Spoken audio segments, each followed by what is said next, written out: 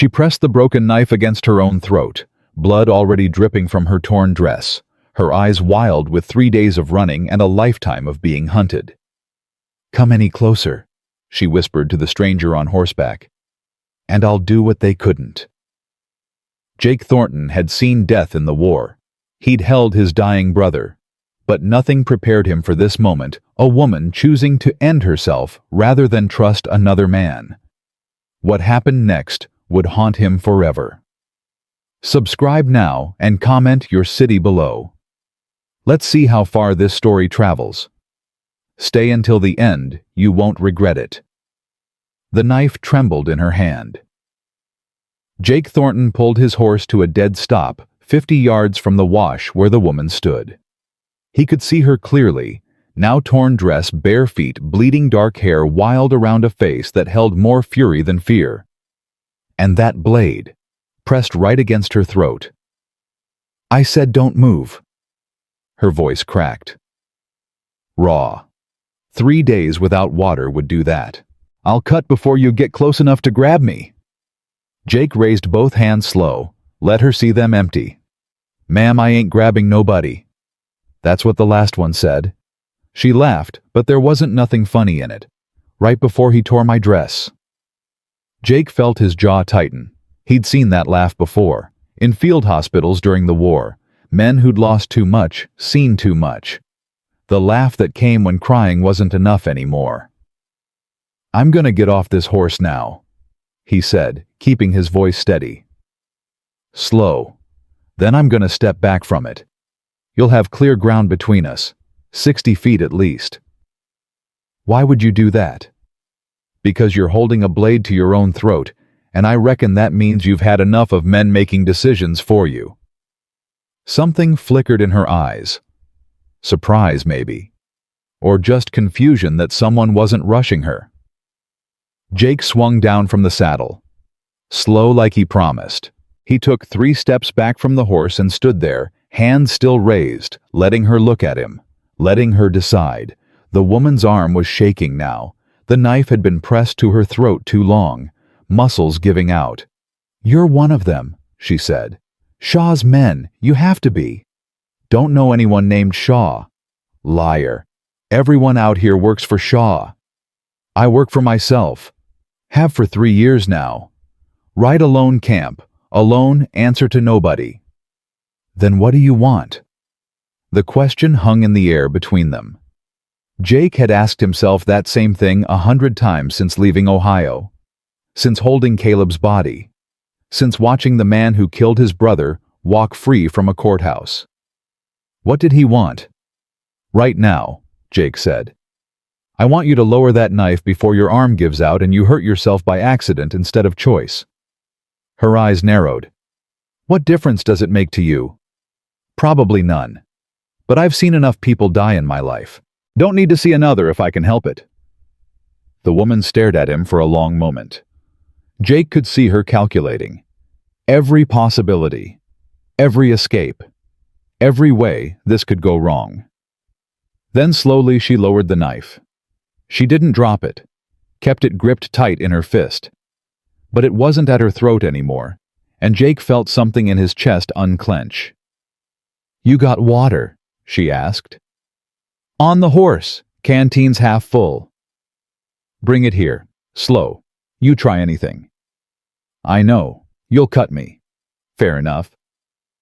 Jake walked to his horse, pulled the canteen from the saddle, and approached the woman with measured steps. 10 feet away, he stopped. "I'm gonna set this down right here," he said. "Then I'm backing up. You come get it when you're ready." He placed the canteen on the ground and retreated. The woman watched him the whole time. Then when he was far enough back, she darted forward, grabbed the water, and retreated to her original position. She drank like someone who'd been dying of thirst, because she probably had been. "Slow down," Jake said. "Too fast'll make you sick." She ignored him, drank until the canteen was empty. Then she wiped her mouth and looked at him with those wild eyes. "Why haven't you rushed me yet?" "Already told you." "No. Real answer. Men don't help women like me without wanting something. So what is it? What do you want? Jake was quiet for a moment. The question deserved a real answer. She deserved that much. 6 years ago, he said, I had a brother. Name was Caleb, 17 years old and dumb as a post about how the world really worked. He got mixed up with bad men because he was hungry and they promised him a future. When he finally found his spine, when he finally said no to something evil they wanted him to do, they killed him for it. The woman's expression shifted, just slightly. The blade lowered another inch. I was supposed to be there, Jake continued. Was supposed to ride with him that day, but I got delayed. By the time I found him, he was bleeding out in the dirt, telling me he'd tried to do right. Why are you telling me this? Because you asked what I want. Jake met her eyes. I want to not be too late again. That's all. I saw your tracks from the ridge, saw you were running, saw 2 sets of boots following, and I thought, maybe this time I can get there before it's over. The woman's hand trembled. The knife dropped another inch. You don't know me. No, ma'am, I don't. I could be lying, could be a criminal, could be I deserve whatever those men want to do. Could be, Jake agreed. But I've learned something about people who are running for their lives. Guilty ones don't usually try to cut their own throats rather than get caught. That's what innocent people do. People who'd rather die clean than live dirty. Something broke in the woman's face. The mask she'd been wearing cracked, and underneath it was exhaustion. Grief. Terror held together by nothing but will. My husband, she said, and her voice was different now, smaller. They killed my husband 4 months ago. Shot him right in front of me because he saw something he wasn't supposed to see. And they've been hunting me ever since because they think I know what he knew. Do you? No. A bitter laugh. Nathan never told me. He was trying to protect me. And they killed him for it, and now they're going to kill me, and I don't even know why. Jake felt the old anger stir in his chest. The same anger that had burned since Caleb died, since the law failed, since justice became a word that meant nothing. How many men following you? 2. Maybe more by now. They work for a man named Marcus Shaw, owns half of Virginia City. Banks mines probably the law too. Jake kept his face still, but inside something cold was spreading. Shaw. He'd heard that name before, in courtrooms, in wanted posters that got quietly taken down, in whispers about a man who'd built an empire on bodies and buried secrets. Shaw was the one who'd recruited Caleb, the one whose gang had killed him, the one who'd walked free because he owned the judge. Jake had spent 3 years trying to forget that name, and now here it was again coming from the mouth of a woman bleeding in a desert wash. These men, Jake said carefully, they're close. Half a day behind, maybe less. They don't rush because they know I have nowhere to go. They're wrong about that. The woman's eyes sharpened. What do you mean? There's a line shack up on the ridge, abandoned but solid. Stone walls, good sight lines. We can hold there until we figure out next steps. If you want, your choice. I can point you the direction and ride on, or I can take you there and stand watch while you rest. Either way, you're not dying in this wash today. Not on my account. The woman stared at him. Jake could see the war happening behind her eyes. Trust versus survival. Risk versus certain death. What's your name? She asked.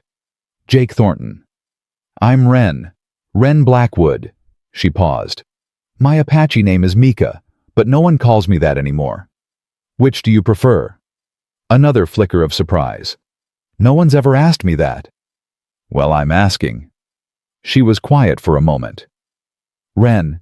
Nathan called me Wren. I'd like to keep that. Wren it is. Jake gestured toward the ridge. The shack's about a mile up. Can you walk? I've walked for 3 days. Another mile won't kill me. She took a step forward and her legs buckled. Jake moved on instinct, catching her before she hit the ground. She tensed in his arms, every muscle going rigid, and he immediately released her, stepping back. Sorry, he said. Reflex. Didn't mean to grab. Wren was breathing hard, but she didn't reach for the knife. Progress, maybe. I can walk, she said through gritted teeth. I believe you, but there's a horse right there who'd probably appreciate the company, and you'd get to rest your feet. Wren looked at the horse, then at Jake, then at the ridge where safety waited. If I get on that horse with you, you won't be getting on with me. You'll ride. I'll walk. Keep distance between us the whole way. Why would you do that? Because you've had enough of men making decisions about your body. So you get to decide how close I come. You get to decide if I touch you. You get to decide everything from here on out. I'm just transportation. Nothing more. Wren's eyes were bright with something that might have been tears, or maybe just exhaustion playing tricks. Jake Thornton. Ma'am, if you're lying to me, if this is some kind of trick, I want you to know that I will kill you in your sleep. I've got nothing left to lose. You understand? Jake nodded slowly. I understand. Good. She walked toward the horse, movements unsteady but determined. Help me up, but only your hands on my waist, and only until I'm seated. Then let go. Yes, ma'am. He helped her into the saddle. Exactly as she'd specified. Hands on her waist, brief contact, immediate release. Wren settled onto the horse and looked down at him. In the late afternoon light, with the dust and blood and torn dress, she looked like something out of a painting, something fierce and broken and not quite real. The men following me, she said. They won't stop. I know. They'll come to that shack, eventually. Probably. And when they do, Jake checked his rifle, the Winchester he'd carried since the war, the one that had seen him through Gettysburg and 100 smaller fights after. When they do, he said, they'll find out I don't let people hurt women who've trusted me with their safety. Not anymore. Not ever again. He started walking toward the ridge, leading the horse, leading Wren toward whatever came next. Behind them, the wash where she'd held a knife to her own throat grew smaller and smaller until it disappeared in the distance like a bad dream. But Jake knew better than to think the nightmare was over. It was just beginning. They reached the shack as the sun was dropping toward the horizon. Wren hadn't spoken during the climb. Jake had heard her breathing grow steadier, felt the horse's rhythm as she let herself rest in the saddle. Small mercies. The shack was exactly as he remembered it. Stone walls, solid roof, one window facing east, one facing south, a door that actually closed. Someone had built this place to last. Inside? Jake said. I'll check the perimeter. Wren slid down from the horse, wincing when her torn feet hit the ground. But she didn't ask for help, just limped toward the door, knife still clutched in her hand. Jake circled the shack, checked sightlines, looked for tracks, found nothing fresh. The men following Wren were still out there somewhere, but they hadn't found this place yet. He entered the shack to find Wren sitting on an old cot frame staring at nothing. The knife lay beside her. She'd finally let go of it. No signs, Jake said. We've got time. Maybe until morning if we're lucky. Wren nodded but didn't respond. Jake moved to the fireplace. Cold ashes. Dry kindling stacked nearby. Someone had left supplies, probably a line rider who never came back. I'm gonna start a fire, he said. Small one, just enough to heat water. You need to drink more, and I've got jerky that'll go down easier if it's soaked. Why are you doing this? Jake paused, kindling in hand. Doing what? Taking care of me. Explaining everything before you do it. Asking permission. Her voice cracked. Men don't do that.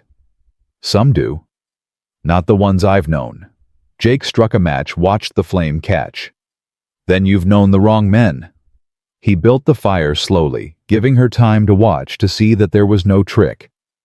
When the flames were steady, he filled a small pot with water from his reserves and set it to heat. Your feet, he said without turning around. They're cut up pretty bad. I've got salve. clean bandages, but I won't touch you without asking. Silence. Wren, Her voice was barely a whisper. I don't know if I can let you. That's fair. Jake finally turned to face her. How about this? I'll set everything out. Show you what to use and how. You do it yourself. I'll keep watch at the window. Wren's eyes were wet, not crying, not quite, but close. Why do you care? She asked. You don't know me. I'm nothing to you. A stranger in a wash. You could have ridden by. Could have. But you didn't. No. Why? Jake thought about Caleb, about the last words his brother had spoken, about 3 years of running from guilt that followed like a shadow. Because I'm tired, he said finally. Tired of being too late. Tired of finding people after the worst has already happened. Tired of carrying the weight of everyone I couldn't save. He met her eyes. Maybe I can't change what happened before. Maybe I can't bring back my brother or your husband or any of the other ghosts I carry. But I can change what happens next. I can be here, now, for you. Wren was quiet for a long moment. Then slowly she extended her foot. Show me, she said. Show me how to clean them. And then maybe you can help, if I can't reach. Jake nodded. He gathered the supplies, laid them out where she could see everything, explained each item. Then he turned toward the window and kept watch while she worked. Behind him, he heard small sounds of pain as she cleaned the wounds. But she didn't cry out. Didn't ask for help. Not yet.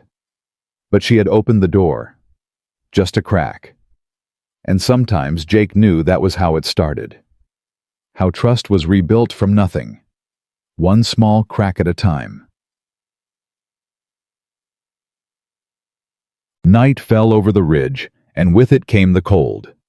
Jake had positioned himself by the window rifle across his knees, watching the darkness for any sign of movement. The fire had burned low, just embers now enough to keep the chill away, but not bright enough to be seen from a distance. Behind him, Wren lay on the cot, wrapped in a blanket he'd pulled from his saddlebags. Her feet were bandaged, now her wounds cleaned. She'd let him help with the ones on her heels, the ones she couldn't reach, and she hadn't flinched when he touched her. Progress. Jake. Her voice came soft through the darkness. Yeah. Can I ask you something? Go ahead. When I asked if you just wanted my body, back in the wash, you said no. And I could tell you meant it. She paused. But I need to know. What do you want? From me. Jake was quiet for a long moment. Outside, coyotes called to each other across the desert. The sound was lonely and wild. I want you to survive, he said finally. I want you to get somewhere safe where Shaw's men can't find you. And I want... He stopped. What? I want to matter, for once. Want to be the reason someone gets to live instead of the reason they don't.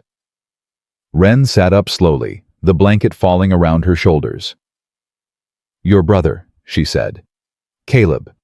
You feel responsible for his death. I was supposed to be there. But you weren't. And he made his own choice. To say no to evil men. You taught him that.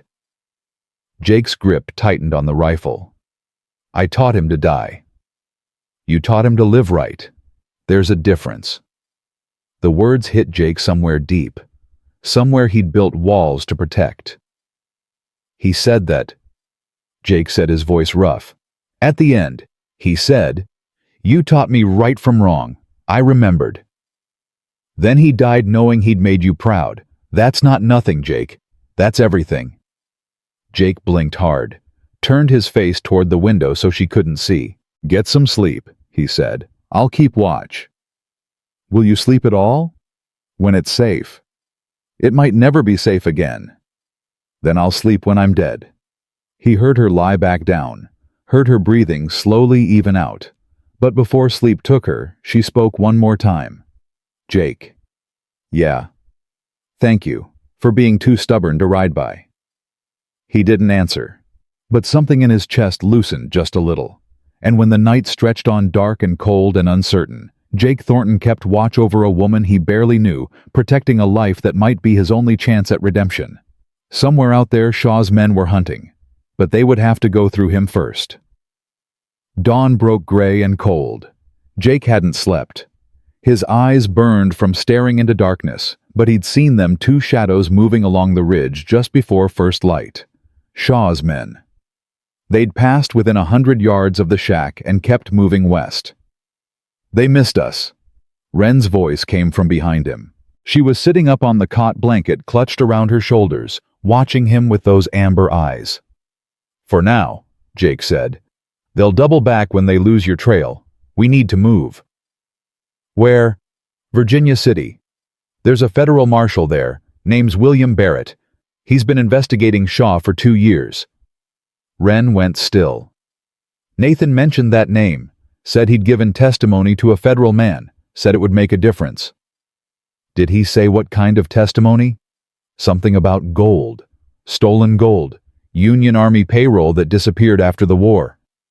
She shook her head. "He wouldn't tell me details. Said the less I knew, the safer I'd be."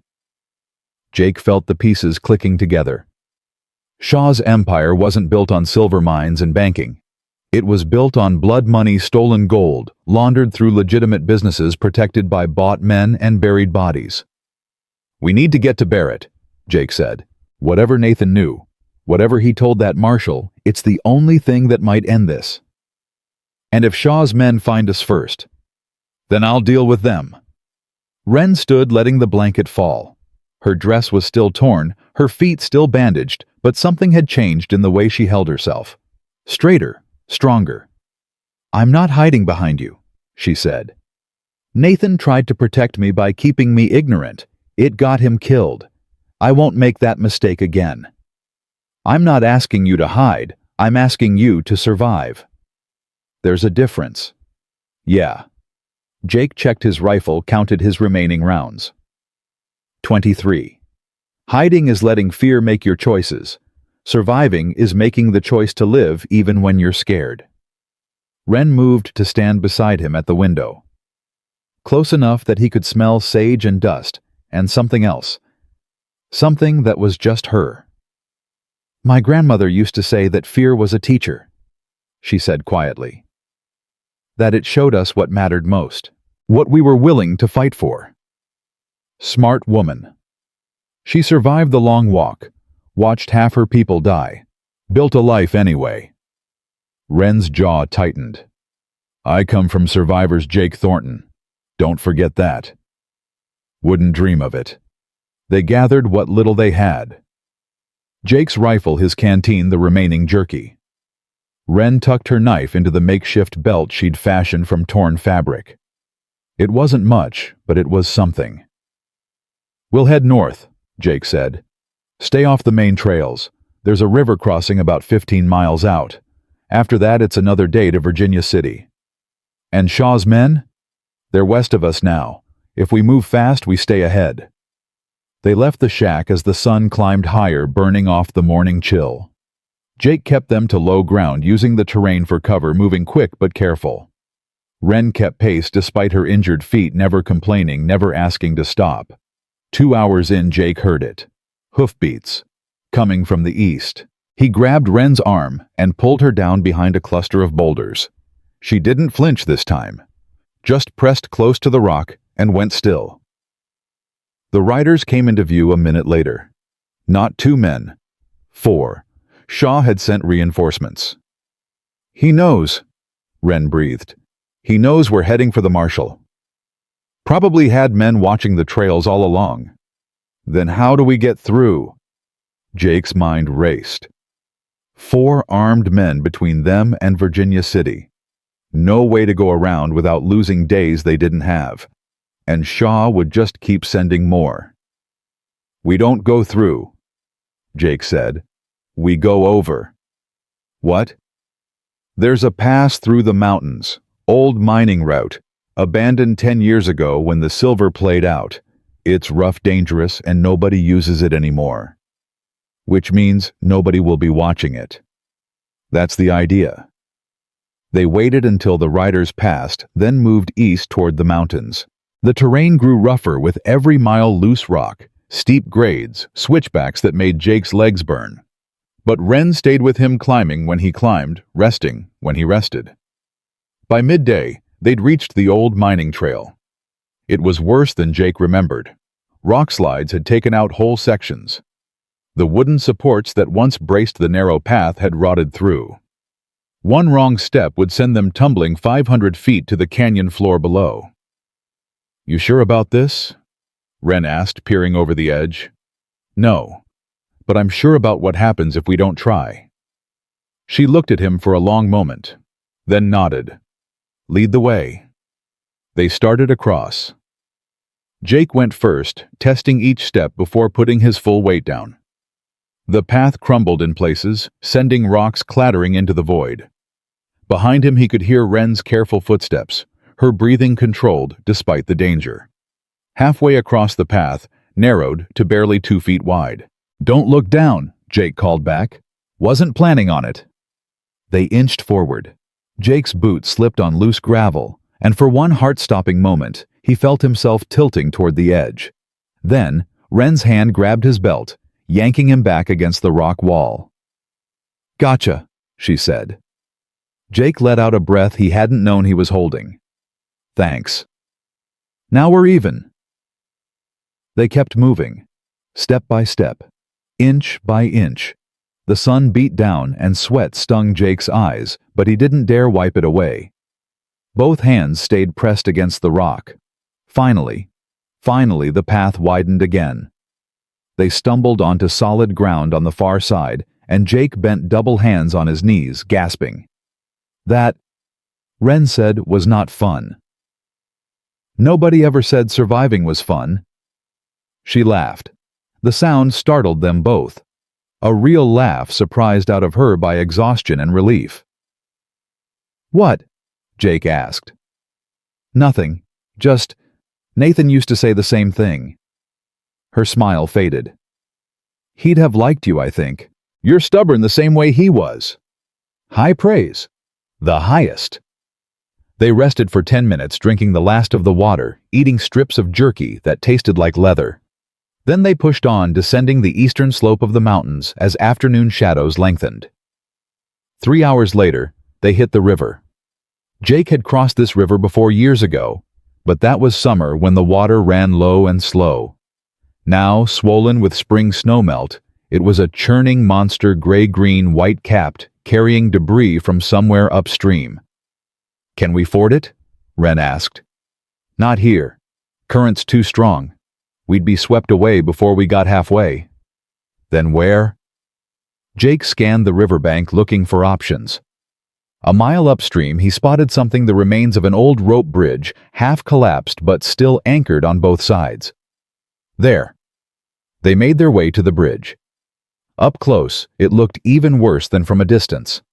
The rope was frayed, the wooden slats mostly gone, but the main cables still held stretched across the river like skeletal fingers. "You're joking," Wren said.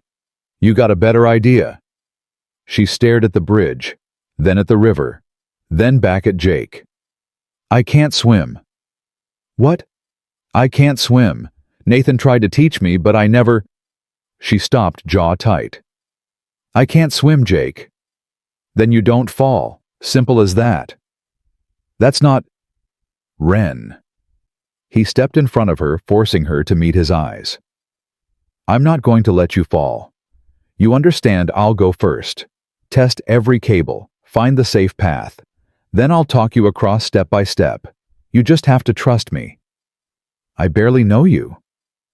"You knew me well enough to let me bandage your feet, to sleep while I kept watch, to grab my belt when I was about to go over the edge." He held her gaze. "Trust me one more time. That's all I'm asking."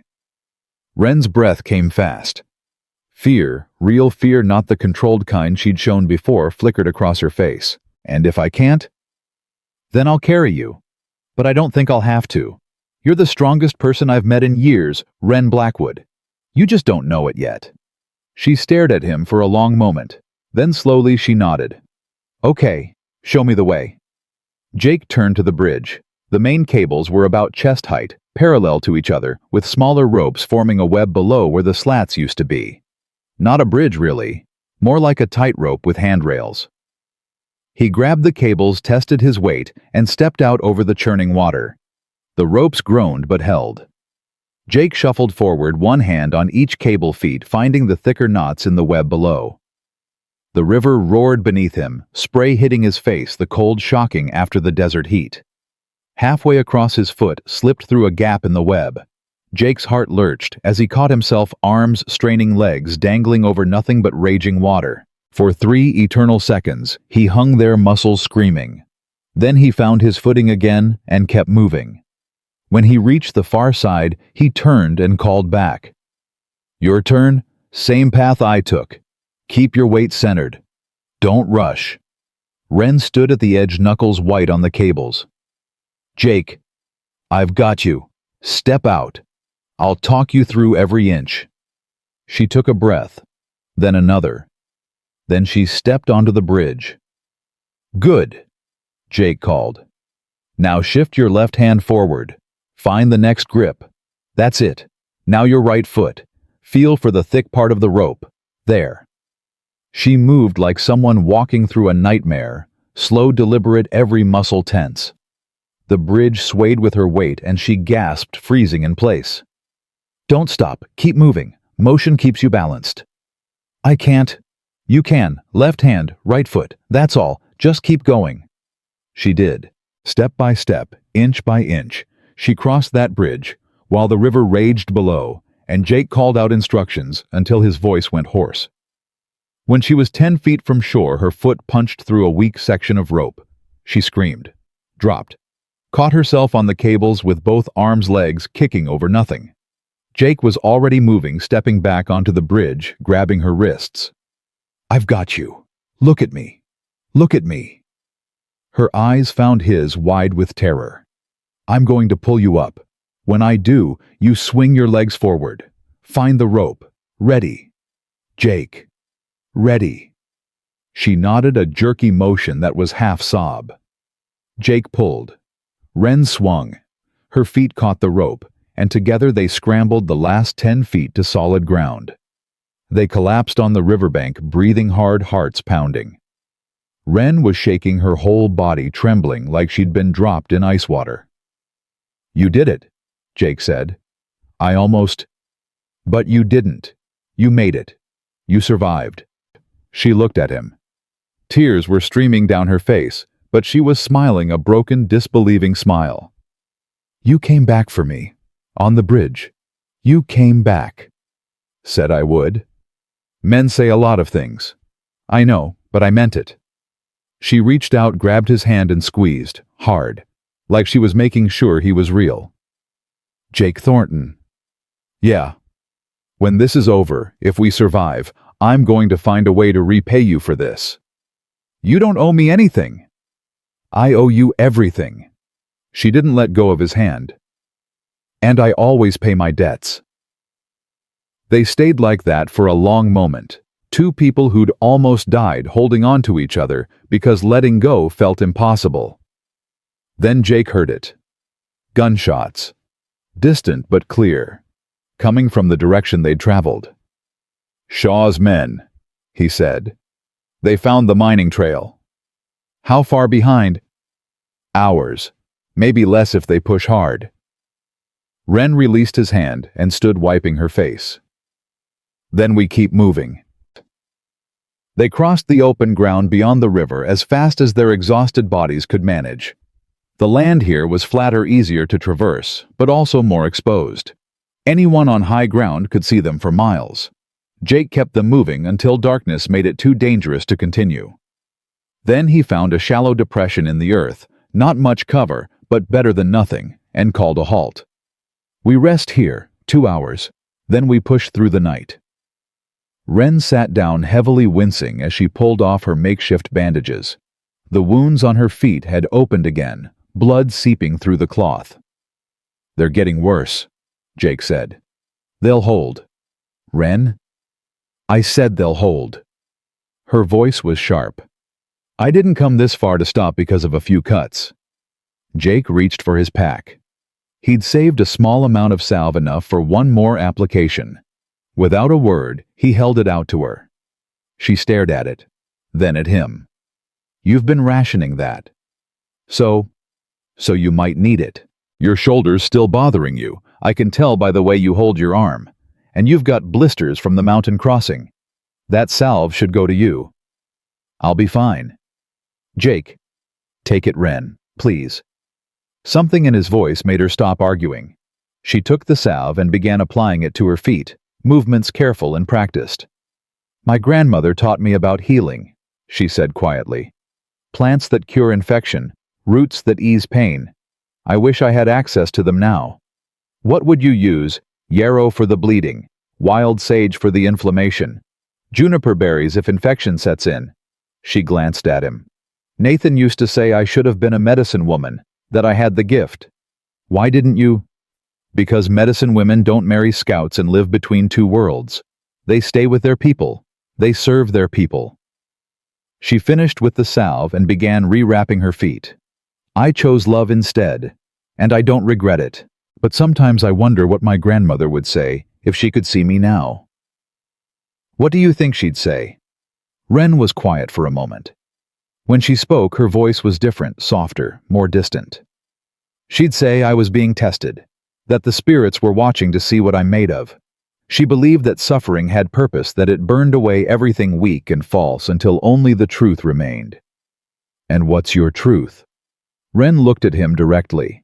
"I'm not ready to die. Not yet. Not until Shaw pays for what he did to Nathan." Her jaw tightened. "And not until I've had a chance to live the life my husband wanted for me." "What kind of life was that?"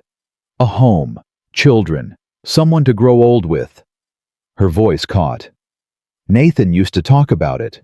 Building a cabin somewhere green with mountains in the distance and a creek running through the property. He said we'd raise horses. He said—" She stopped. Couldn't continue. Jake understood. He'd had dreams too once. Before the war. Before Caleb. Before grief became the only companion he could trust. "Get some sleep," he said gently. "I'll keep watch. You need rest too. I've gone longer without. That doesn't make it healthy."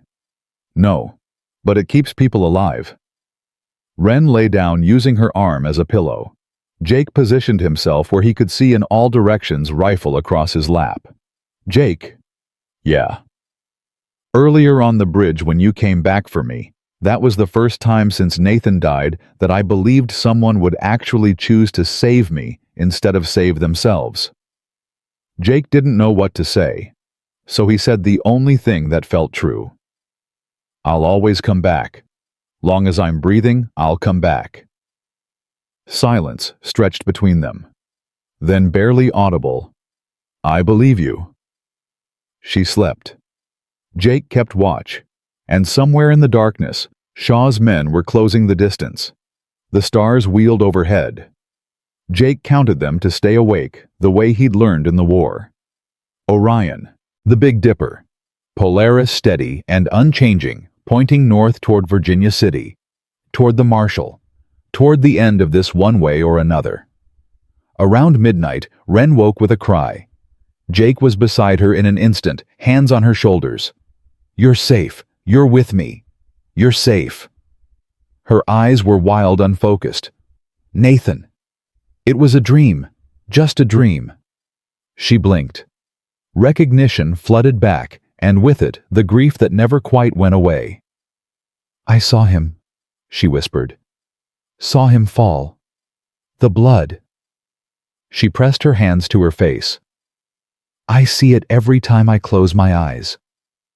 Jake sat back on his heels. He knew that feeling, knew it intimately. "Does it ever stop?" she asked. "The dreams, the guilt, the feeling that I should have done something, that if I'd been smarter, braver, faster—" "No." The word came out harsh, honest. "It doesn't stop. You just learn to carry it. Learn to keep moving despite the weight." Wren lowered her hands. Her face was pale in the starlight. I don't know if I can do that. You're already doing it. Every step you've taken since you ran, that's you carrying the weight. Every time you chose survival over surrender, that's you learning to live with what happened. It doesn't feel like living. It feels like running. Sometimes they're the same thing. She stared at him for a long moment. Then, without warning, she leaned forward and pressed her forehead against his shoulder. Jake froze. This was different from the bridge, different from the moments of necessary contact. This was her choosing to touch him, choosing to trust him with something fragile. He raised his hand slowly, gave her time to pull away. When she didn't, he placed it on her backlight, careful, offering comfort without demanding anything. I'm so tired, Jake. I know. Tired of being scared. Tired of running. Tired of feeling like I'll never be safe again. You will be. I promise you that. How can you promise something like that? Because I'm going to make it true. Whatever it takes. She lifted her head, met his eyes. Why? Why do you care so much about a stranger you found in a wash? Jake thought about the question. Really thought about it. Because when I found you, you had a knife to your throat. You'd rather have died than let another man hurt you. And something about that... He stopped. Started again. I've been walking dead for 3 years, Wren. Going through motions, waiting for something to finish what the war started. Then I saw you and I thought, if she can fight that hard to survive, maybe I should too. I saved you. You reminded me what living looks like, even when it's ugly. Even when it hurts. Her hand came up, touched his face. Her fingers were cold from the night air, rough from days of running, but gentle. So gentle. Jake Thornton. Yeah. When we get to Virginia City, when we find the marshal, I want you to know that whatever happens after, I'm glad I met you. Glad you were the one who found me. So am I. She dropped her hand, sat back. The moment stretched between them, fragile and precious. Then, the sound of hoofbeats shattered the silence. Jake was on his feet in an instant, rifle raised, eyes scanning the darkness. The riders were close, too close. They'd traveled through the night faster than he'd expected. How many? Wren asked, already standing, knife in hand. Can't tell. 3, maybe 4. Can we run? Not in the dark. We'd break an ankle before we got 100 yards. Then we fight. Jake looked at her, this woman who couldn't swim, who'd crossed a collapsing bridge on will alone, who'd survived 3 days of being hunted. We fight. The hoofbeats stopped. Jake counted his breaths. 1, 2, 3. In the silence, he could hear Wren's heart pounding, or maybe that was his own. Thornton. The voice cut through the darkness. Familiar. The tall man from the ridge, the one who'd known Jake's name. We know you're out there. We've been tracking you since the river. Jake didn't respond. He pulled Wren lower, pressing them both into the shallow depression. Shaw's offering a deal, the voice continued. The woman comes with us. You walk away. No harm, no pursuit. You go back to whatever hole you crawled out of. Wren's hand found Jake's arm. Her grip was iron. Don't, she whispered. Wasn't planning on it. Thornton. You've got 30 seconds to answer. After that, we come in shooting. Jake raised his rifle. In the darkness, he could make out shapes, 4 men on horseback spread in a loose semicircle. They hadn't pinpointed his exact position yet. That was something. 20 seconds. Jake leaned close to Wren's ear. When the shooting starts, you run. East. Don't stop until you hit the road to Virginia City. I'm not leaving you. Wren? I said no. Her voice was fierce. We fight together or we die together. That's how this works now. 10 seconds. Jake made his choice. He stood up, rifle aimed at the nearest rider. Here's my answer. He fired. The shot took the man in the shoulder, spinning him off his horse. The other 3 scattered, returning fire, muzzle flashes, lighting up the night like angry stars. Jake dropped back down, grabbed Wren, and ran. Bullets whizzed past them. One tugged at Jake's sleeve, close, too close. He kept running, pulling Wren along, feet pounding against hard-packed earth. There. They're heading for the rocks. Jake veered left toward a jumble of boulders he'd spotted earlier. Not much cover, but better than open ground. They dove behind the rocks as another volley of shots rang out. Wren pressed against him, breathing hard. How many bullets do you have? 18, maybe 19. And there's 3 of them left. Yeah. Those aren't good odds. I've had worse. Jake risked a look over the boulder. The riders had dismounted, spreading out to flank them. Professional. Methodical. These weren't common outlaws, these were trained hunters. Cover your ears, Jake said. He aimed at the closest man and fired twice. The first shot went wide, the second found its mark. The man went down with a scream. 2 left. Return fire peppered the boulder chips of rock, stinging Jake's face. He ducked back, heart racing. Jake! Wren's voice was strange, tight. What? I'm hit. The words didn't register at first. Then Jake looked down and saw it, blood spreading across Wren's side, dark and wet in the starlight. No. It's not bad. She was pressing her hand against the wound. Went through. Didn't hit anything vital. You don't know that. I know what a gut wound feels like. This isn't it. She grabbed his face, forced him to look at her. I'm okay. Finish this. Jake's hands were shaking. He could see Caleb's face, blood in the dirt, reaching hands too late, too late. Jake! Wren's voice snapped him back. I need you here, right now, with me. He took a breath, then another. Okay? He turned back to the fight. The 2 remaining men were closing in, using the darkness for cover. Jake could hear them communicating in low voices, coordinating their approach. Stay down, he told Wren. Don't move. He climbed over the boulder, dropping into the shadows on the other side. His body moved on instinct, the training from the war, the years of survival, all of it coming back like breathing. He found the first man 20 yards out, creeping toward the rocks with his gun raised. Jake didn't give him a chance to aim. The shot echoed across the empty land. The man dropped. 1 left. Quinn? The last man's voice was panicked now. Quinn, answer me! Jake circled around, moving silent, patient. He could hear the man's breathing fast, scared. Good. Scared men made mistakes. Thornton. The man was backing toward the horses now.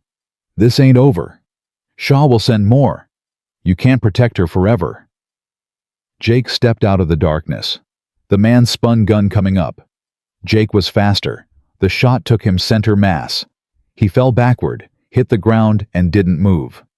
Silence. Jake stood there for a long moment, rifle smoking, the smell of gunpowder thick in the air.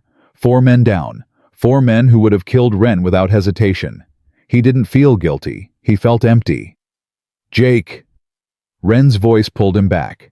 He ran to the rocks and found her slumped against the boulder, hand still pressed to her side. Let me see. I told you it's not... Let me see.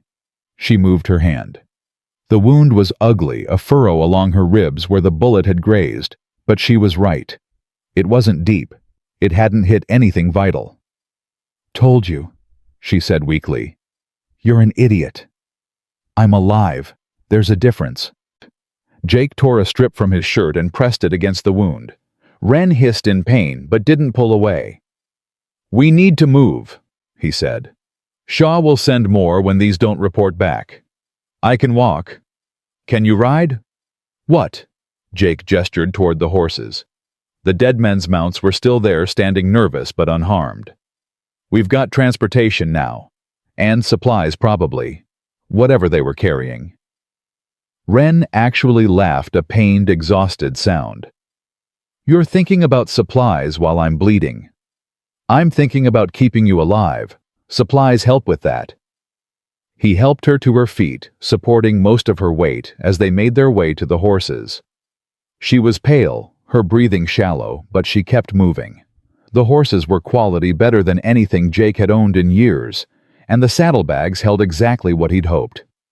Ammunition, dried food, a canteen of water, and medical kit, Wren said, spotting the small leather pouch. Shaw's men carry them, in case of injuries during transport. Transport of what? People, gold, whatever needs moving without questions. Jake opened the kit. Inside were bandages, a needle and thread, and a small bottle of something that smelled like alcohol. "This is going to hurt," he said. "Everything hurts right now. Just do it."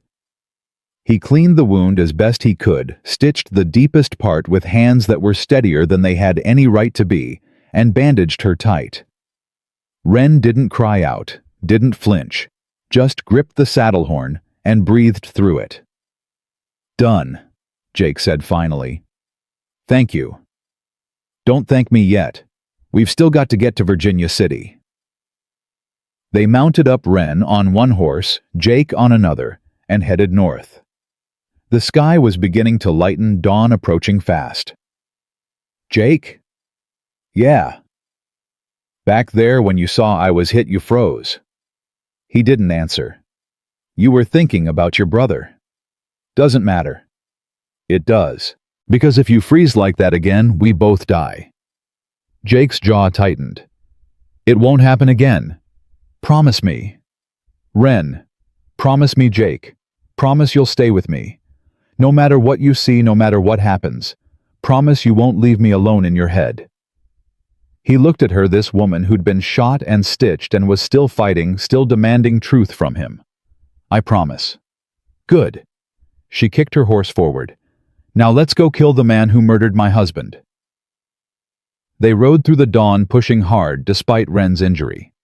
Jake kept glancing at her, watching for signs of fever or shock, but she stayed upright, stayed focused. By mid-morning, they could see Virginia City in the distance. It was bigger than Jake expected. The silver boom had transformed what was once a mining camp into something almost resembling a real town. Buildings lined the main street, some brick, some wood, all of them shouting prosperity. "Shaw's kingdom," Wren said bitterly. "Not for much longer." They approached from the east, staying off the main road. Jake knew Shaw would have eyes everywhere, lookouts on the hills, informants in the saloons, deputies on his payroll. "There's a woman," Wren said suddenly. "Chen Liling. She runs a laundry on the edge of town. Nathan saved her business from men who tried to burn it. She owes him." "You trust her?" "Nathan did. That's enough for me." They found the laundry without incident, a weathered building with steam rising from its vents. Wren dismounted with a wince and knocked on the back door. It opened to reveal a small Chinese woman with sharp eyes. "Mrs. Redstone." The woman's voice was accented but clear. "You're alive." "Barely. We need help."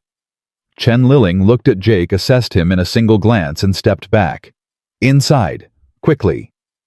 The interior was hot and damp, filled with the smell of lye soap. Chen Liling led them to a small back room hidden behind hanging sheets. "Sit," she commanded, pointing at Wren. "You're injured." "It's been treated." "By whom?" "A butcher." The woman was already examining the wound, clicking her tongue. "The stitching is adequate, but this needs proper cleaning." "Later," Jake said. "Right now we need information. Marshal William Barrett, is he still in town?" "He's at the Grand Hotel, room 12, but he's being watched. By Shaw. By everyone. Shaw, Webb, half the deputies. The marshal has been asking questions for weeks, dangerous questions." "We have evidence," Wren said. "Proof of what Shaw's been doing. Stolen gold murder conspiracy. Nathan documented everything before he died." Chen Liling's expression shifted. Something like hope flickered in her eyes. "If that's true..." "It's true, but we need to get to Barrett without Shaw knowing." "Impossible. Shaw has eyes in every corner of this town." "Then we don't sneak in." Jake's voice was hard. "We walk in through the front door." Both women stared at him. "That's suicide," Wren said. "No, that's strategy." Jake leaned forward. "Shaw thinks he's untouchable. Thinks his money and his men make him invincible. But there's one thing he can't buy: public opinion.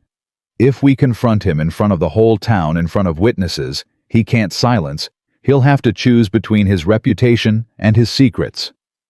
And if he chooses his secrets, then he exposes himself. Either way, the truth comes out. Chen Liling nodded slowly. There's a social gathering tomorrow, Sunday, at the Grand Hotel. All the respectable citizens will be there. If you were to appear during that, Shaw couldn't just shoot us, not in front of everyone.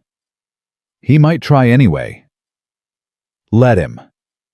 Wren grabbed Jake's arm. You're talking about walking into a room full of people who want us dead. I'm talking about ending this. For good. For Nathan. For Caleb. For everyone Shaw has hurt. She held his gaze for a long moment. Then slowly she nodded. Okay, we do it your way, but I'm not hiding behind you. Wouldn't expect you to. Chen Liling stood. I'll find you clothes, something respectable, and I'll get word to the marshal that you're coming. Can you do that without being seen?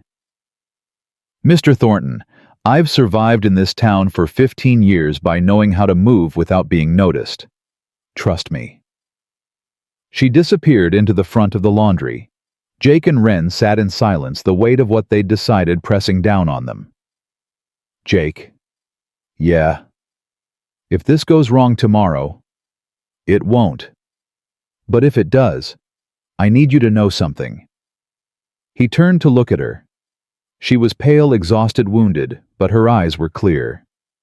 These past few days, she said, running with you, fighting with you. They've been the first time since Nathan died that I've felt alive. Really alive. Not just surviving, but living. Wren. Let me finish. She reached out, took his hand. You asked me once what my grandmother would say if she could see me now. I've been thinking about it. I think she'd say I found what I was looking for, even if I didn't know I was looking for it. What's that? Someone who sees me. Not as a body to use or a problem to solve, just me. Jake squeezed her hand. I see you. I know. That's why I'm not afraid anymore. They sat together as the day wore on, two people about to walk into fire, holding on to each other, because letting go felt impossible. Night came. Chen Liling brought food and clean clothes. She changed Wren's bandages properly and applied herbs that smelled like the mountains. Rest, she said. Tomorrow will require everything you have. Jake tried to sleep, but his mind wouldn't stop. He kept seeing Shaw's face, the man who'd recruited Caleb, the man who'd ordered Nathan's death, the man who'd built an empire on bodies and lies. Tomorrow, one way or another, it would end. Around midnight, Wren's hand found his in the darkness. You awake?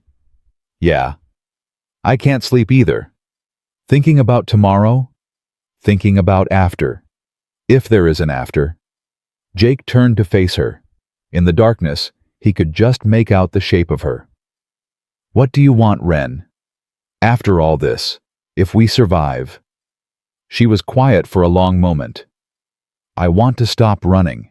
I want to build something, a home, a life, something that's mine. Something no one can take. Where? I don't know, somewhere green, with mountains. Colorado's got both. You know Colorado. Passed through once, before the war. Beautiful country, good land for horses. Horses? I'm good with them, bred them before I enlisted. Could do it again, I reckon. Wren was silent. Then, are you asking me something, Jake Thornton? I'm saying there's room for two, if you want it. We barely know each other. I know you'd rather die than compromise your dignity. I know you crossed a collapsing bridge because I asked you to. I know you got shot and kept fighting. And I know that when I look at you, I feel something I haven't felt in years. What's that? Hope. She moved closer. Her breath was warm on his face. When this is over, she said softly, ask me again. I will. Promise. Promise. Morning came faster than either of them wanted.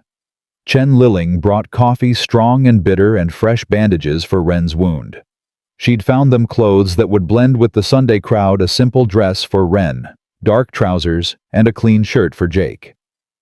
"The social begins at noon," Chen Liling said. "Shaw always arrives early. He likes to hold court." "What about the marshal?" Jake asked. "He knows you're coming. He'll be ready." Wren dressed carefully, wincing as the fabric brushed against her injury. Jake watched her move, watched the determination settle into her face. "How do you feel?" "Like I've been shot-stitched and haven't slept in 2 days." She managed a smile. "So normal." "You don't have to do this." "Yes, I do. For Nathan, for me, for everyone Shaw thinks he can step on without consequence." Jake checked his pistol. 6 rounds. He'd have to make everyone count. "Jake." "Yeah." "Whatever happens in there, thank you. For stopping when you didn't have to. For being the answer I needed." "Don't thank me yet. We haven't won." "We will." They left through the back of the laundry, moving through alleys and side streets toward the Grand Hotel.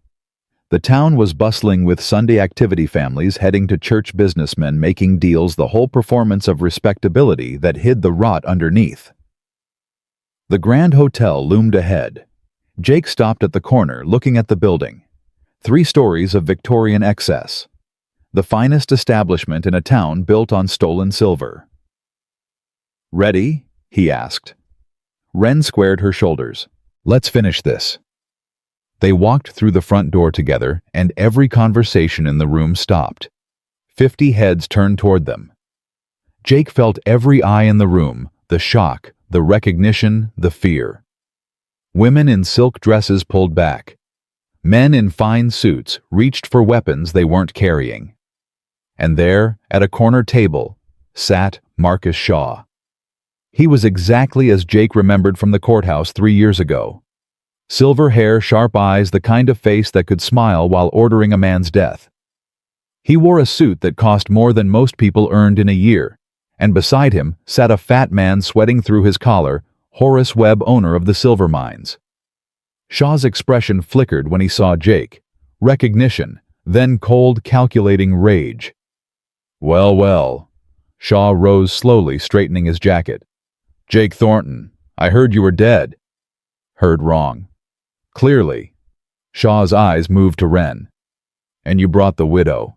How touching." Wren stepped forward before Jake could stop her. "Marcus Shaw, you murdered my husband." The room went silent. Not quiet silent. The kind of silence that comes before a storm breaks. "That's quite an accusation, Mrs. Redstone." Shaw's voice was smooth, controlled. "Based on what exactly? The ravings of a grief-stricken woman?" "Based on the men you sent to kill me. Based on the 4 bodies we left in the desert last night. Based on Nathan's testimony to Federal Marshal Barrett." Shaw's mask slipped for half a second. Just half a second. But Jake saw it, the flash of fear beneath the confidence. "Marshal Barrett has been harassing legitimate businessmen for months," Shaw said, addressing the crowd now. "This is more of the same. Unfounded accusations from people with vendettas." "Is that what you told yourself when you had Nathan shot?" Wren's voice cut like a blade. "When your men hunted me for 4 months, when you sent 4 killers after us last night." Murmurs rippled through the crowd. People were watching, listening. This wasn't going the way Shaw wanted. "I don't know what you're talking about." "Then let me remind you." Wren pulled a leather journal from inside her dress. "This is my husband's journal. Every transaction, every body, every dollar of Union Army gold you've been laundering through Webb's mines." Webb went pale. His multiple chins wobbled as he tried to stand. "This is outrageous." "Sit down, Horace." Shaw's voice was sharp. He turned to face Wren fully. "You have nothing. A journal anyone could have written. The desperate lies of a woman trying to avenge a husband who stuck his nose where it didn't belong." "I have more than lies." A new voice. Everyone turned. Marshal William Barrett stood near the back of the room, a tall man in his 50s with a federal badge on his chest. He walked forward slowly, his hand resting on his gun. "Mrs. Redstone, Mr. Thornton, I've been expecting you." "Marshal." Jake nodded. "You got our message." "I did." Barrett's eyes never left Shaw. "I've also spent the last 2 years building a case against Mr. Shaw. Stolen gold, murder, conspiracy. The only thing I lacked was testimony from someone who'd witnessed it firsthand. Nathan gave you testimony, Wren said. He did. And 2 days later he was dead. Along with my witness. Along with every piece of evidence I'd gathered. Barrett's jaw tightened. Someone warned Shaw. Someone in my own office. Shaw laughed. The sound was sharp and ugly. You see, even the marshal admits his case is worthless. No evidence, no witnesses, just accusations and innuendo. That's where you're wrong. Another voice, coming from the doorway. Jake turned and felt his stomach drop. Ezra Quinn stood there, Shaw's right-hand man, the one who'd led the hunt for Wren, the one Jake had shot in the shoulder days ago. His arm was in a sling, his face pale with pain and something else. Something like guilt. Ezra, Shaw's voice went cold. What are you doing? What I should have done months ago. Quinn walked into the room, each step deliberate. I've worked for you for 6 years, Mr. Shaw, done things I ain't proud of, but I never signed on to murder women. You're confused, injured. You don't know what you're saying. I know exactly what I'm saying. Quinn turned to face Barrett. I'll testify. Everything. The gold shipments, Nathan Redstone's murder, the hit on his wife, all of it. The room exploded into chaos. Shaw lunged for Quinn, hands reaching for his throat. Jake moved faster, intercepting him, driving his shoulder into Shaw's chest. They crashed into a table, sending glasses and plates shattering across the floor. Shaw was older, but he fought like a man with nothing left to lose. His fist connected with Jake's jaw, snapping his head back. Jake tasted blood, saw stars, kept fighting. They rolled across the floor, each trying to gain advantage. Shaw's hands found Jake's throat and squeezed. You should have stayed dead, Thornton. Jake's vision started to narrow, black spots dancing at the edges. Then a whiskey bottle exploded across Shaw's head. The grip on Jake's throat loosened. Shaw toppled sideways. Wren stood over them, the broken bottle in her hand, chest heaving. That's for Nathan. Shaw tried to rise. Jake was on him in an instant, pinning him down, rage and grief, and 3 years of guilt all channeling into his fists. He hit Shaw once, twice, 3 times. Jake. Wren's voice cut through the red haze. Jake, stop. He froze, fist raised, breathing hard. Shaw looked up at him through blood and broken features. Do it, Shaw whispered. Kill me. I know you want to. Jake's fist trembled. You killed my brother. You killed her husband. You've killed dozens of people who never did anything but get in your way. And I'd do it again, all of it. Because that's what survivors do, Thornton. We eliminate threats. You're not a survivor. Jake lowered his fist. You're a coward who hurts people weaker than him, and that ends today. He stood stepping back. Marshal Barrett, he's yours. Barrett moved forward, his deputies flanking him. They pulled Shaw to his feet and shackled his wrists. Marcus Elijah Shaw, you're under arrest for murder, theft of federal property, and conspiracy. You'll face trial in federal court. Shaw laughed through broken teeth. You think this changes anything? My lawyers will tear your case apart. I'll be out in a week. I doubt that. Barrett nodded toward Quinn, who was being tended to by a deputy. Mr. Quinn has already provided detailed testimony. Names, dates, locations, combined with Mrs. Redstone's evidence and Mr. Thornton's statement. I believe we have everything we need. Shaw's face went white. Ezra, you traitorous. Save it for the trial, Mr. Shaw. Barrett gestured to his deputies. Take him away. They dragged Shaw toward the door. As he passed Jake, he stopped, hatred burning in his eyes. This isn't over, Thornton. I have friends, resources. You'll never be safe. Jake met his gaze without flinching. I've never been safe. The difference is, now I've got something worth fighting for. Shaw's eyes moved to Wren. She'll die too, eventually. Everyone you care about, get him out of here. The deputies hauled Shaw away. His threats echoed through the hotel lobby until the doors closed behind him. Silence fell. Then slowly people started to move. Talk. The shock wearing off, replaced by the buzz of scandal and revelation. Jake turned to find Wren standing beside him, her face pale, her hand pressed against her wounded side. "It's over," she said softly. "Yeah. Nathan. He can rest now. So can you." She looked up at him, and there were tears in her eyes. Not grief this time. Relief. "Jake Thornton. Yeah. You saved my life. You saved mine first, with that whiskey bottle." She laughed a real laugh, surprised out of her by exhaustion and joy. "We keep doing that, saving each other.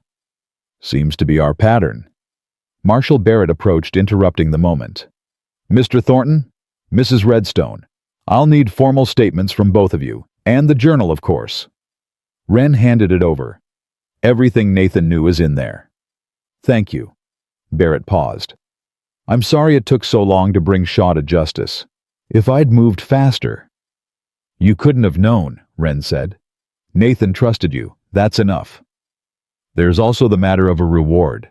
The stolen gold federal property. Standard procedure is to offer 10% to informants.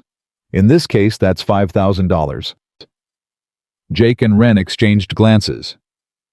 "We didn't do this for money," Jake said. "I know, but take it anyway.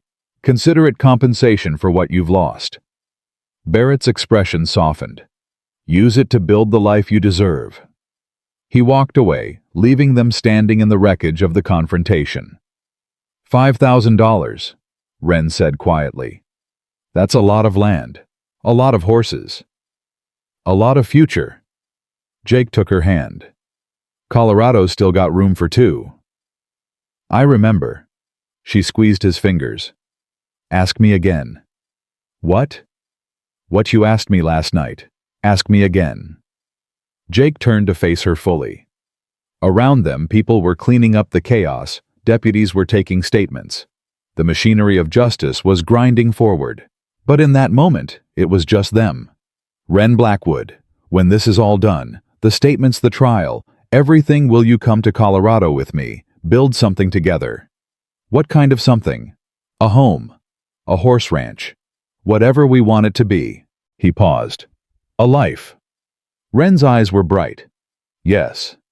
Yeah. Yes, Jake Thornton. I'll go to Colorado with you. I'll build that home. I'll live that life. She stepped closer. But only if you promise me one thing. What? Promise you'll stop trying to carry the guilt alone. Promise you'll let me help. Wren. Promise me. Caleb's death wasn't your fault. Nathan's death wasn't mine. We've both been carrying weight that doesn't belong to us. It's time to put it down. Jake felt something crack in his chest. Something he'd been holding together for 3 years. The wall he'd built around the grief, the guilt, the belief that he didn't deserve happiness. I promise, he said, and for the first time since Caleb died, he meant it. The hours that followed blurred together. Statements to Barrett, interviews with deputies, the careful documentation of everything they'd witnessed, everything they knew. Webb tried to run. He got as far as the edge of town before Barrett's men caught him.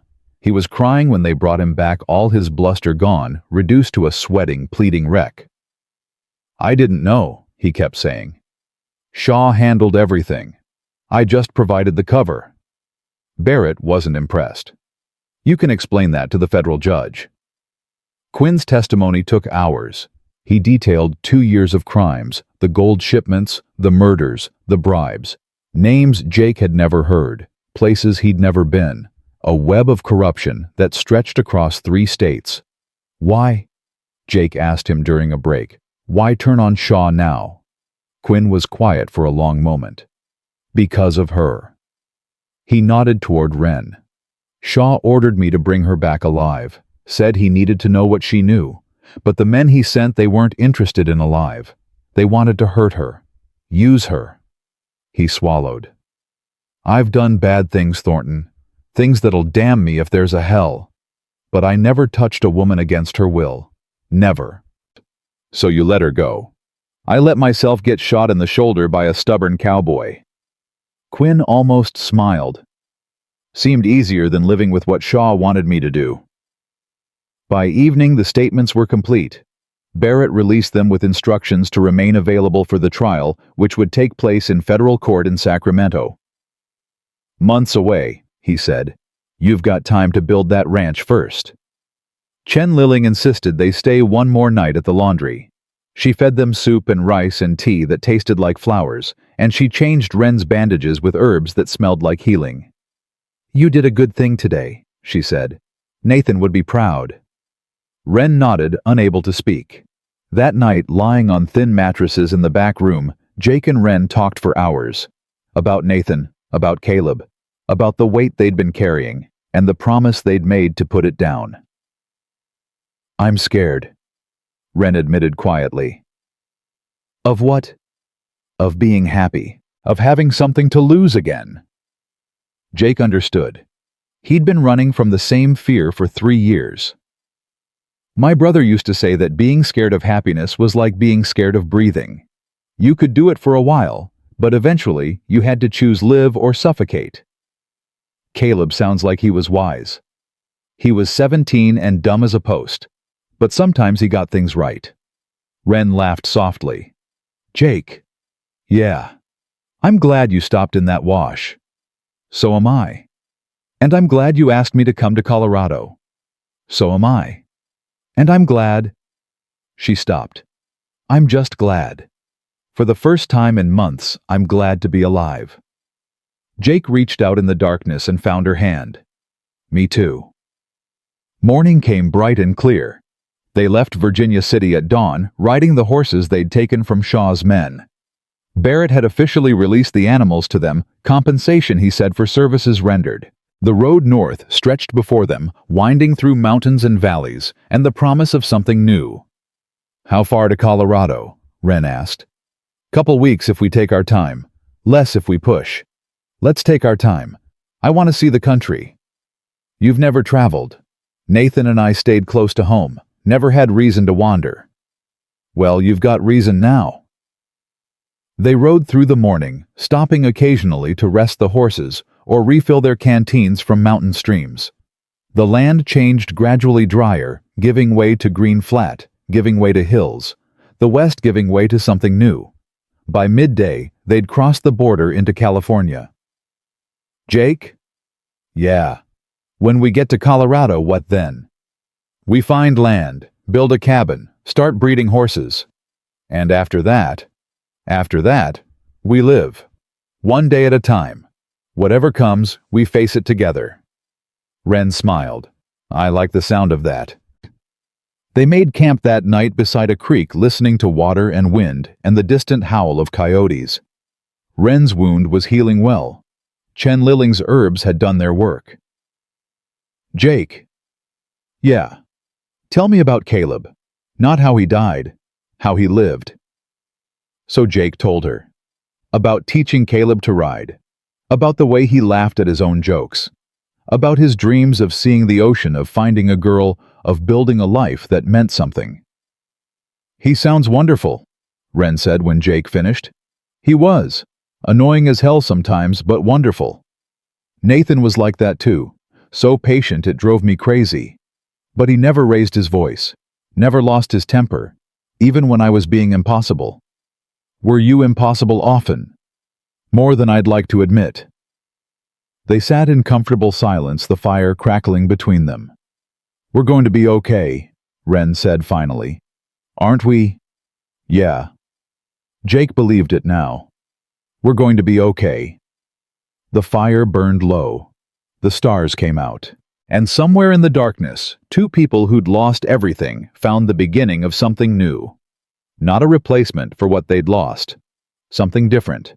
Something that was theirs alone. "Wren." "Yeah.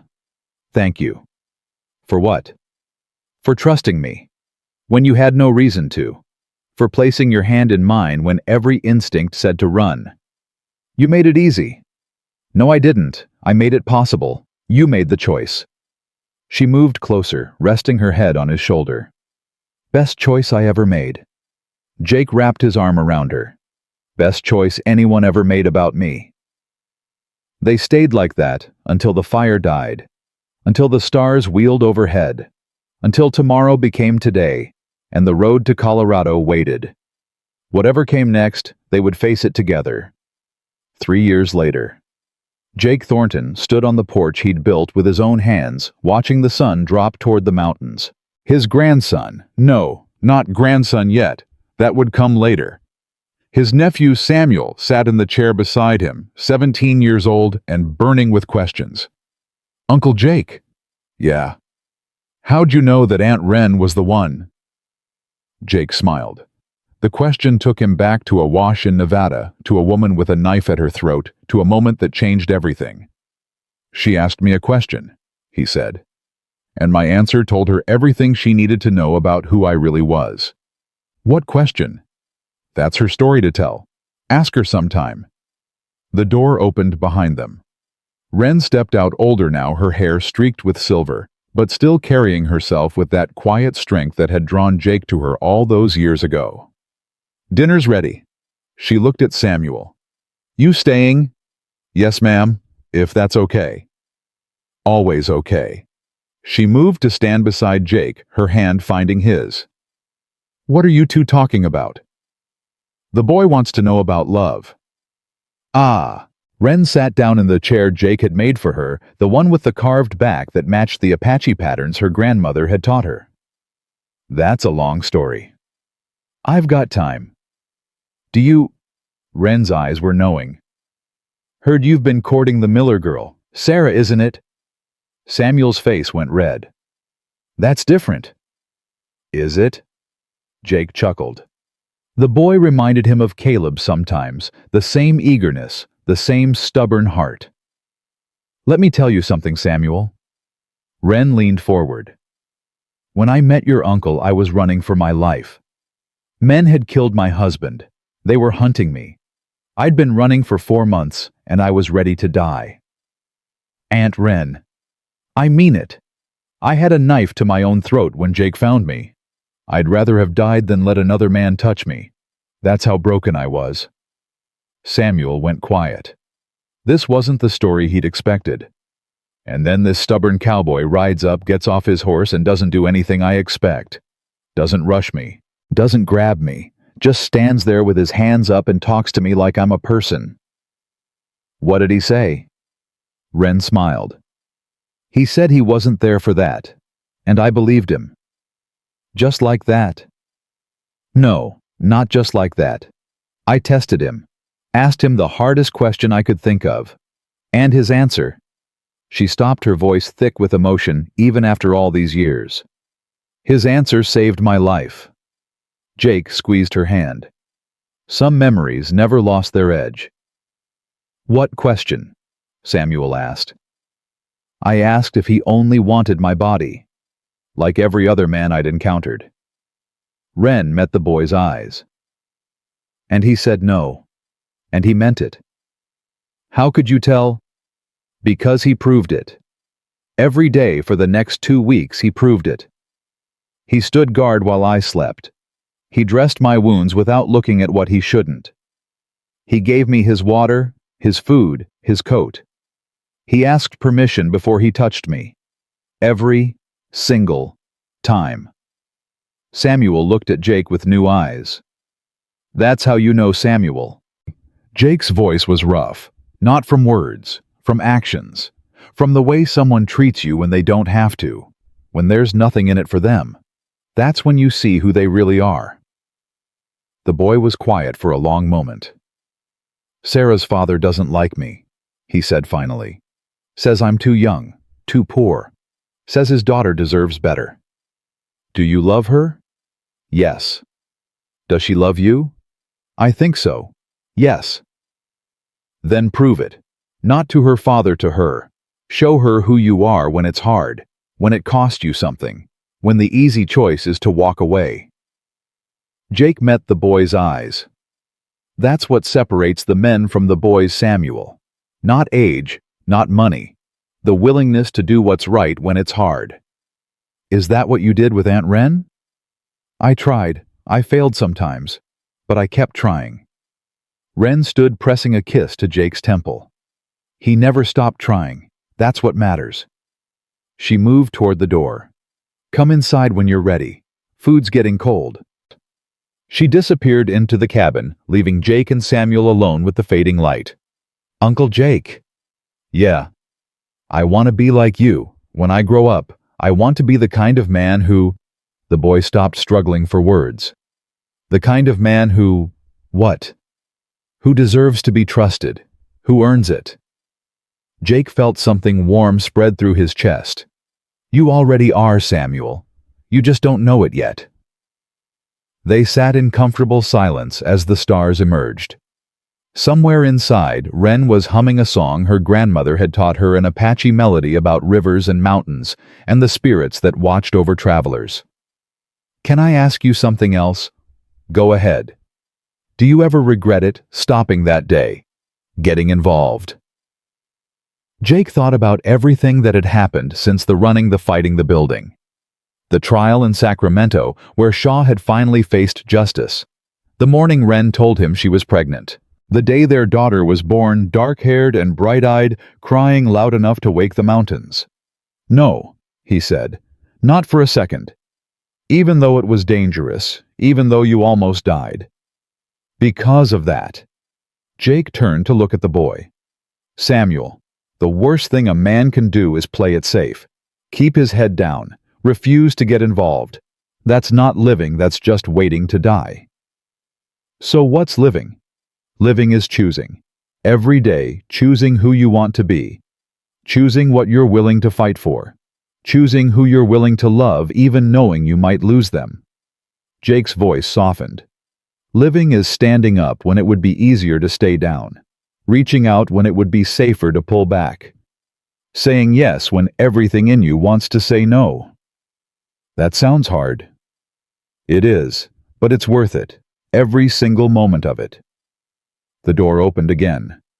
This time it was a child, a girl about 8 years old with her mother's amber eyes and her father's stubborn jaw. Daddy, Mama says if you don't come eat, she's giving your portion to the dog. We don't have a dog, Sarah. She says she'll get one just to spite you. Jake laughed a real laugh, surprised out of him by his daughter's sass. Tell your mama I'm coming. Little Sarah disappeared back inside. Samuel was grinning.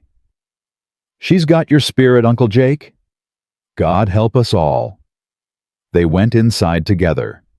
The cabin was warm with firelight and the smell of stew. Wren stood by the stove ladling food into bowls. Little Sarah was already at the table, kicking her feet impatiently. Finally, I'm starving. You're always starving. I'm growing. You're 8. 8 is growing. Jake sat down at the table he'd built in the cabin he'd raised, surrounded by the family he'd never expected to have. Wren placed a bowl in front of him, her hand brushing his shoulder. Thank you, he said. For stew. For everything. She kissed the top of his head. You earned it. They ate together as the night deepened outside, Samuel telling stories about school and the Miller girl, little Sarah interrupting with questions about horses and why the sky turned colors and whether bears really slept all winter. Mama, tell me the story again. Wren smiled. Which one? The one about how you met Daddy. You've heard that story 100 times. I want to hear it again. Wren looked at Jake. He nodded. All right, but eat while I talk. She settled into her chair. A long time ago, before you were born, I was lost in the desert. Bad men were chasing me. I was scared and tired and ready to give up. But then Daddy found you. He did. He was riding alone and he saw me from a ridge. He could have kept going, could have minded his own business. But he didn't. Why not? Because that's who your father is.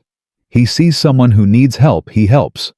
Doesn't matter if it's dangerous, doesn't matter if it costs him. Little Sarah looked at Jake with wide eyes. Did you save Mama? We saved each other. How? Jake thought about how to explain it to an 8-year-old. The fear, the trust, the moment Wren put her hand in his and chose to believe. Your mama asked me a question, and I gave her an honest answer. And that answer—" He stopped, emotion catching in his throat. "That answer led to everything. This cabin, this family, you." "What question?" "Ask your mama. It's her question to share." Sarah turned to Wren expectantly. "When you're older?" "But Mama." "When you're older, Sarah, some things need time to understand." The girl pouted, but accepted it. She went back to her stew, chattering about a horse she wanted and a friend at school who'd said something mean. Jake watched his daughter, watched his wife, watched his nephew trying not to laugh at Sarah's outrage over childhood injustices. This is what it feels like, he thought. This is what living looks like. After dinner, Samuel headed home. Jake walked him to his horse standing beside him in the cool night air. "Uncle Jake." "Yeah. Thank you. For the advice. For everything." "You'll figure it out, Samuel. You've got a good heart." "I hope so." The boy mounted up and rode away, disappearing into the darkness. Jake watched until he couldn't see him anymore. "He reminds me of Caleb." He turned. Wren had come out to stand beside him, a shawl wrapped around her shoulders. "I know. Do you think about him still?" "Every day. But it doesn't hurt the same way anymore." Jake put his arm around her. "It feels more like gratitude for the time we had." "That's good. That's healthy." "You've made me healthy, Wren. You and Sarah. You've made me whole again." She leaned into him. "You were never broken, Jake, just bent. And bent things can be straightened with enough patience. You've had plenty of that. I learned from my grandmother. She used to say that healing was just love applied over time." Smart woman. The smartest. They stood together watching the stars. The same stars that had watched over them in the desert 3 years ago. The same stars that would watch over their grandchildren and great-grandchildren long after they were gone. "Jake." "Yeah. I never properly thanked you." "For what?" "For stopping. That day in the wash. You could have ridden by. Should have probably. But you didn't. Couldn't." "Why not?" Jake thought about the question. Really thought about it. "Because when I saw you standing there with that knife at your throat, I saw someone who still wanted to live. Someone who was fighting even when fighting seemed pointless. And I thought, if she can fight that hard, maybe I should too. So I saved you. You reminded me what was worth saving. That's not the same thing, but it's close." Wren turned to face him fully. In the starlight, she looked like she had that first night, fierce, beautiful, unbroken. "Jake Thornton, I love you." "I love you too. And I'm glad you stopped." "So am I. And I'm glad you asked me that question. About Colorado. About building something together. Best question I ever asked. Best answer I ever gave." She kissed him, then slow and sure, the way they'd learned to kiss over 3 years of building a life. Not desperate, not hungry, just real. "Come to bed," she said when they parted. "In a minute. I want to stand here a little longer." "What are you thinking about?" "Everything. Nothing. How different my life would be if I'd ridden past that wash." "You wouldn't have." "No. No. Because you're not that kind of man. Never were. Never will be." She went inside, leaving him alone with the night. Jake stood on his porch and looked out at the land he'd claimed. The mountains in the distance. The creek running through the eastern edge. The corral where 8 horses waited for morning. He thought about Caleb, who'd taught him what it meant to do right even when it cost everything. He thought about Nathan, who'd died protecting the woman he loved from secrets that would have destroyed them both. He thought about Wren, who'd asked him the hardest question anyone had ever asked and believed his answer when she had no reason to. And he thought about the future, the children and grandchildren who would hear this story one day. Who would learn what he'd learned. That love wasn't weakness. That trust wasn't foolishness. That sometimes the bravest thing a man could do was answer honestly when someone asked what he really wanted. "Daddy." He turned. Little Sarah stood in the doorway, rubbing her eyes. "What are you doing up, sweetheart?" "Couldn't sleep. Had a bad dream." "What about monsters chasing me?" Jake knelt down to her level. "You want to know a secret about monsters?" "What?" "They can't hurt you if you're not afraid of them, and you know how to not be afraid." "How?"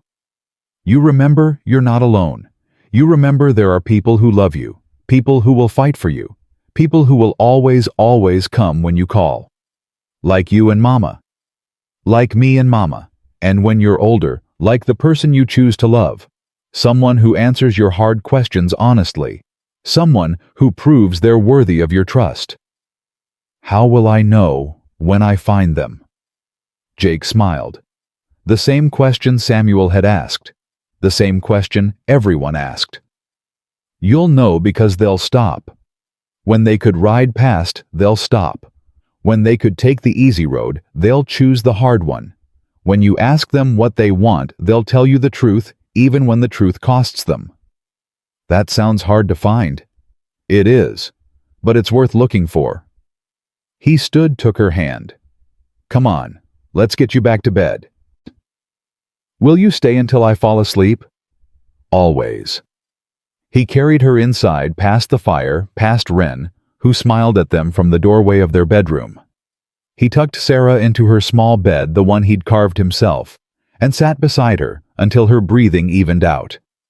Then he joined his wife under the quilt she'd made from scraps of memory fabric from her grandmother's dress, from Nathan's old shirt, from the first thing Jake had bought her in Colorado. "She okay?" "Bad dream. She's fine now." "You're good with her." "I had a good teacher." "Who?" "You, every day, showing me what patience looks like, what love looks like." Wren curled into him, her head on his chest. "Jake." "Yeah." "When I asked you that question in the wash, did you know what would happen?" "No. I just knew what I felt, what I wanted." "Which was?" "For you to live, for you to be safe. For someone somewhere to actually deserve the trust you were too scared to give. And now I know I was right. About all of it." She was quiet for a long moment. "I was so angry that day, so broken. I asked you if you wanted my body because I wanted you to say yes. I wanted an excuse to hate you, to prove that all men were the same." "I know." "And you ruined it, by being decent, by being honest." "Sorry about that." She laughed softly. "Don't be. It was the best thing that ever happened to me." "Second best." "What's first?" "Sarah, obviously." Another laugh, this one closer to tears. "I love you, Jake Thornton." "I love you too, Wren Thornton." "That still sounds strange. Thornton instead of Blackwood." "You could change it back." "Never." She pressed closer. "I chose this name, this life, this man, and I'd choose it again. Every time. Forever." Jake held her as sleep took them both. Two people who'd found each other in the worst possible circumstances and built something beautiful from the wreckage. Outside, the stars wheeled overhead. The same stars that had watched a woman hold a knife to her own throat in a Nevada wash. The same stars that had witnessed a man choose to stop when riding past would have been easier. The same stars that would shine on this cabin for generations to come. And the answer, Jake's answer, given on a hot afternoon in the desert, to a woman he'd just met, that answer had bought all of it. Every sunrise with Wren. Every laugh from Sarah. Every moment of peace in a life that had known too much war. One honest answer to one desperate question. That was all it took. That was everything it took. And it was worth it. Every mile, every scar, every moment of fear and doubt and desperate hope. Worth it. The end.